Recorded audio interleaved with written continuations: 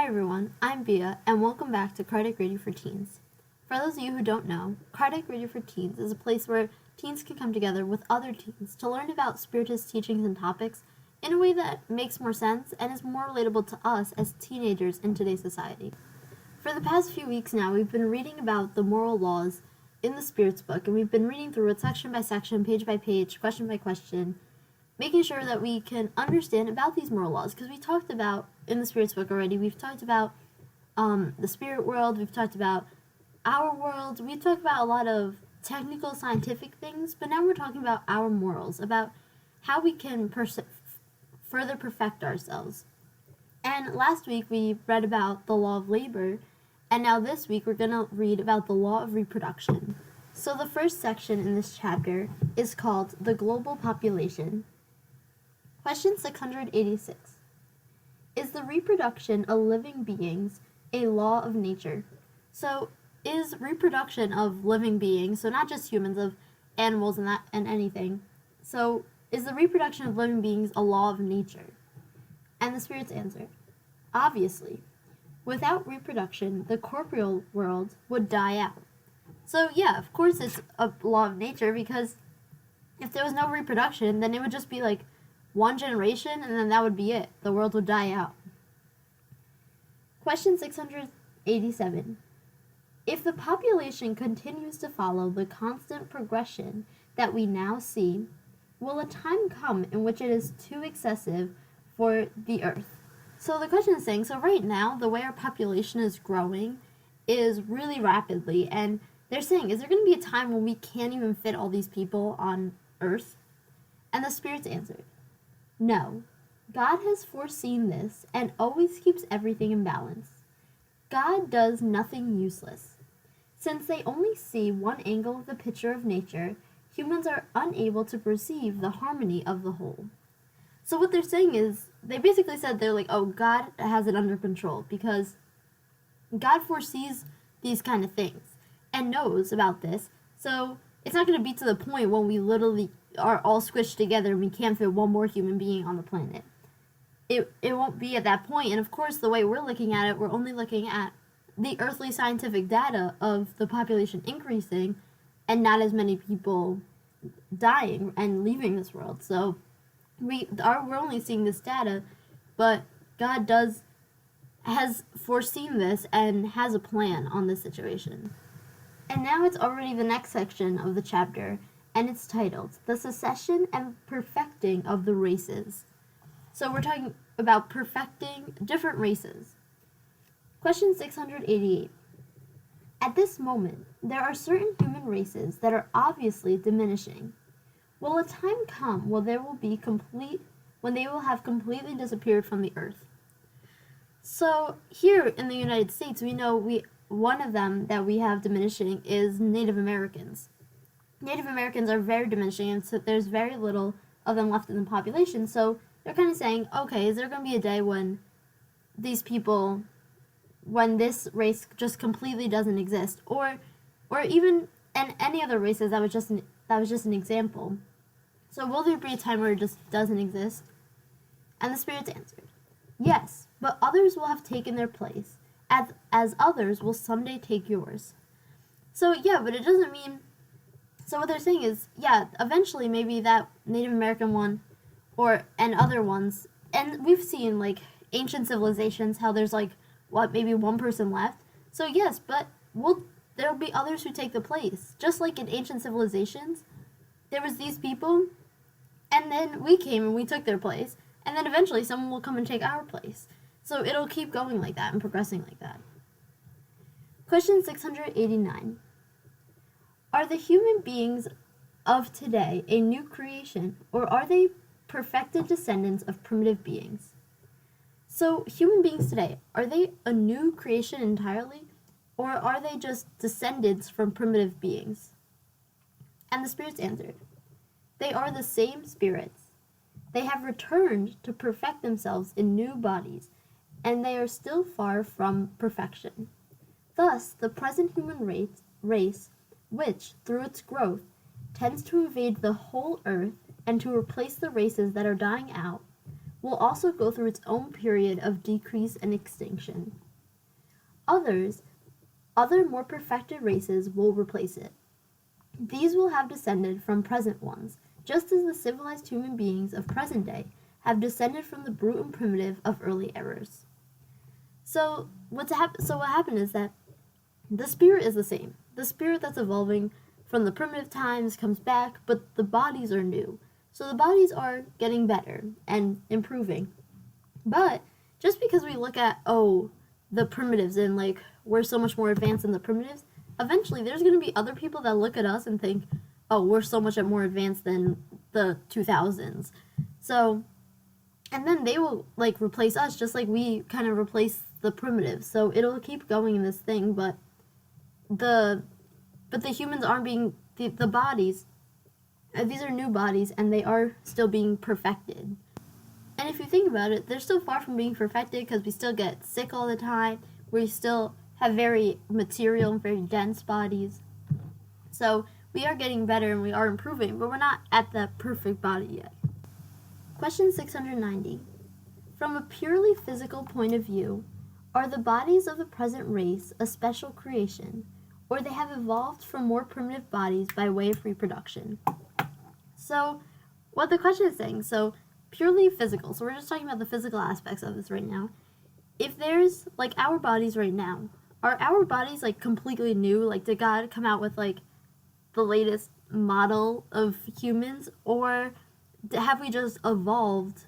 Has this body just evolved from primitives and is now here, but it all started with that one creation from God way in the beginning, not like, a new creation now? And the spirits answered, the origin of the human race is lost in the night of time, but since all belong to one great human family, whatever the primitive roots are of each race were, they have since been able to mix with one another and produce new types. So what they're saying here is that from the primitives, we have yet to, like, create a new type. We have yet to, like, completely transform it. So we are just, like, taking bits and pieces of our origin. Question 691. From a physical standpoint, what is the distinctive and dominant characteristic of primitive races? So physical, so we're talking about like our corporeal bodies. What is the distinctive and dominant characteristics? So what characters do these primitive races have? And the spirits answered, the development of brute strength as an expense of intelligent prowess. The opposite is occurring nowadays. Humans act more through their intelligence than through their physical strength, and yet they accomplish 100 times more because they have placed the forces of nature at their service, which the animals cannot do. So, primitive races, like we look back at primitive races and we study this in school, these primitive races, they're much more like material and they're much more like violent and just trying to get like a means to the end, while now we're moving more towards we're thinking more about it instead of just acting in this violence and kind of like subconsciously doing things. Question 692. Is the improvement of animal and vegetable species through science contrary to natural law? Wouldn't it be more in conformance within the law that allows things to follow their normal course? So also, as animals and vegetables and plants to go also improving and evolving themselves, is this also in natural law? Is it contrary to natural law? And the spirits answered, everything must be done to arrive at perfection. Humans themselves are an instrument that God uses as a means for accomplishing the divine ends. Since perfection is the goal towards which humans tend to favor, such perfection is to correspond to those ends. So basically what they're saying here is that the end that we're trying to get to is perfection, right? And we always talk about that, how we're moving up these stairs, trying to get to perfection. So even to do that, we need to have everything perfect. We can't get to this perfection and have our animals also not more evolved, or our plants not more evolved. So we're all doing this and we're all going towards perfection. So we are just trying to improve everything and evolve everything, as well as animals and vegetables, not just humans. And then there's a second part to this question, and it says, But in their efforts to improve various species, humans are generally motivated by a personal sentiment that has no other goal than to increase their own enjoyment. Does this diminish their merit? So maybe we're trying to improve things, we're trying to improve animals, we're trying to improve vegetables and plants, but maybe sometimes these people just have personal motives and they're not really doing it for the greater good. They're just doing it for themselves, or they just want something. So does this diminish their merit, like how much it counts? And the spirits answered, what does it matter that their merits are void, provided progress is made? It is up to them to render their labor praiseworthy through their intention. Besides, by means of such labor, there exists and develop their intelligence, and it is from this aspect that they derive the greatest benefit. So, really, it doesn't matter what this person is doing, because, okay, they are helping us evolve. They did do something good. They are helping us get this progress, get towards perfection. They are getting us there, but what's going to matter to them is if they really did it with good intentions or if they just did it for themselves without thinking. But that's going to be like a problem for them. That's not a problem like for everyone, like, oh, this person invented this, but they didn't have good intentions. If it is a good invention and that maybe they weren't trying to better the world, just trying to better themselves, but if it is helpful, then that's fine, but it won't affect them as much since they didn't really truly do it out of the goodness. But also, as they're doing this, as they're inventing something or developing something, they are exercising their intelligence and developing their intelligence, which will be the greatest way that they'll benefit from this. So basically in this section, they were kind of summarizing how each thing is not it's not a completely new species. It's not like completely created, like, oh, new humans right now, it's like a factory and now they have a new version, 2.0. They don't have like humans 1, humans 2.0, humans 3. What happened was they have the primitives, and from the primitives mixing and mixing with each other, they produce new types of humans, and it's been evolving. And from mixing one type and another, they got a new type and then that type. So they went producing and they went evolving the species by reproducing together and mixing races and just evolving throughout history, like we learn in class. So as they go evolving, so it wasn't like a new 2.0 version, it's just been slowly evolving. And with that, also animals and plants are also doing this evolution. They're also slowly evolving, and maybe some of it is like forced, like people are kind of inventing new like vegetables or stuff, like, or like modifying it so that it can be better. But so with these humans reproducing and making new types of humans and kind of just evolving off of that basis that we had, they're also, the animals and plants are also doing this as well, so that we're like all evolving together as a whole. Now we're on to the next section, and this section is titled Obstacles to Reproduction. So obstacles, challenges that are faced here. Question 693. Are the human laws and customs that have as their objectives or as their result the creation of obstacles to reproduction contrary to the law of nature? So they're saying, so human laws and customs, so the question is saying human laws and customs that kind of go against and make obstacles for reproduction, is that contrary to the law of nature? And the spirits answered, everything that hinders the operation of nature is contrary to the overall law. So yeah, so if it's hindering, if there's like a human law or just customs or just beliefs that people have, if it's hindering these natural laws from happening, then it's contrary to the overall. It's going against kind of the overall law, because it's like hurting it. It's like pushing it back. It's not letting it fully happen. And then there's a second part to this question, and it says, nevertheless, there are species of living beings, both animals and plants, whose unrestrained reproduction would be harmful to other species, and of which humans themselves would soon be victims. Would it be wrong to hinder their reproduction? So what they're saying is, there's living beings, animals and plants, that if we just let it reproduce infinitely many times, it would not be good. It would be harmful, and like even to humans, it would be harmful to us if maybe a certain type of animal, there was a lot of them, or or a certain type of plant, if there was so many of these, let's say, poisonous plants, it would eventually start harming us a lot. So would it be bad for us to stop that plant from reproducing so that poisonous plant doesn't spread everywhere? And the spirits answered, God has given to humans, above all other living beings, a power that they should use for good and not to abuse. They may regulate reproduction according to their needs, but they should not hinder it unnecessarily. The intelligent action of humankind is a counterbalance set by God among the forces of nature to re-establish their equilibrium. This is what further distinguishes humans from the animals, because humans do so with full awareness. In turn, the animals take part in this equilibrium. While the instinct of destruction has been given to the animals as a means for their own self-preservation, it also causes them to hinder the excessive and perhaps dangerous overpopulation of the animal and vegetable species that nurture it.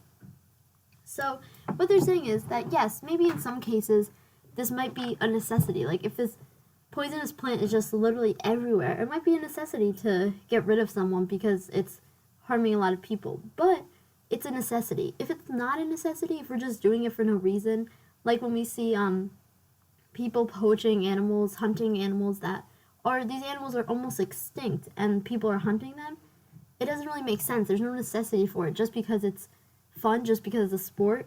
That isn't necessary, and that's not good to just be kind of getting rid of things that there's no reason to get rid of. So, but if maybe there's a danger in overpopulation, if there's a serious problem, then maybe it's a necessity that we go and kind of halter this mass reproduction. But in some cases, if it's not a necessity, then we shouldn't do that. Question 649. What should be thought about means that are meant to prevent reproduction with a view of satisfying sensuality? So what have we thought about if you're preventing reproduction just to satisfy sensuality? And the spirits answered, it proves the predominance of the body over the soul and demonstrates how deeply humans are immersed in matter. So it shows how much that people are only thinking about matter and only in the corporate world. And as we know, we're trying to get away from that. We're trying to elevate our thoughts and move higher, even in our thoughts. And if we're stuck in this material thing, only thinking about the physical world, then we really need to start working on evolving our thoughts. And now for the next section in this chapter, it's titled Marriage and Celibacy. So for those of you who might not have heard this word, because I've never really heard this word, celibacy is abstaining from marriage. So abstaining means like to stop for doing it. So there's marriage and not marriage, let's say. So question 695. Is marriage the permanent union of two individuals contrary to the law of nature? So is this against the law of nature to be married, to unite two individuals? And the spirits answered, it represents progress in the evolution of humankind. So it represents progress, which is a good thing. So we're moving up in evolution. So this marriage is not contrary to the law of nature. It's showing that we're progressing and we're evolving. Question 696. What effect would abolishing marriage have on human society? So if we abolish marriage, if no one could get married, what would that do to humans, to human society? And the spirits answered, a return to the life of the animals.